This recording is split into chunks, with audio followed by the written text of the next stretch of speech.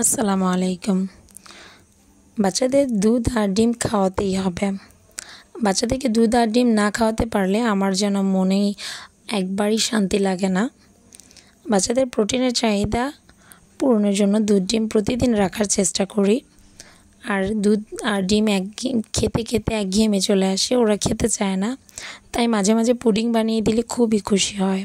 আমার বাচ্চারা পুডিং খেতে খুবই পছন্দ করে। এখানে খুব বেশি দুধ না, আধা কেজি দুধ জাল করে নিয়েছি।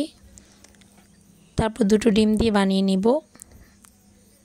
আমার শ্বশুর শাশুড়ি আর বাচ্চা দুজন খেয়ে ফেলবে। দুটো ডিম দিয়ে করব শুধু, অল্প পরিমাণে। চিনিটাকে ভালো করে মিক্স করে নিয়েছি। তারপর এখন ডিমগুলি দিয়ে ভালো করে মিক্স করে নিব। এখানে মিক্সচারটা ভালো হলে তাহলে পুডিংটা সুন্দর হয়। দুপুরে রান্না শেষ, তাই ঝটপট বসিয়ে নিচ্ছি। এটা মূলত মাগরিবের নামাজের পরে খাবে, সন্ধ্যের পরে। এর জন্য দুপুরে রান্নার পরপরই বসিয়ে দিচ্ছি, অনেকটা টাইম লাগবে সিদ্ধ হতে, তাই ঝটপট বসিয়ে নিয়েছি। আমার তাড়াতাড়ি দরকার প্লাস বাচ্চাদের পুষ্টি চাহিদা পূরণ করা দরকার, সময় বাঁচানো আর কি।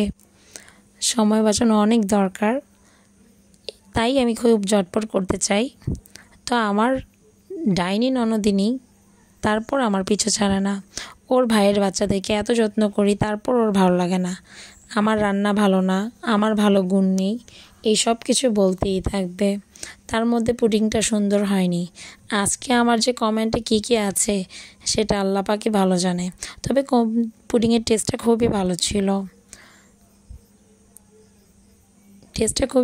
দেখতে অতটা ভালো না হলেও বাচ্চারা খুব খুশি ছিল। আপনারা কমেন্টে জানাবেন আমার পুডিংটা কি খুবই খারাপ হয়েছে। আর ননদিনীর কমেন্ট তো অপেক্ষাই করছে। Thanks for watching my video.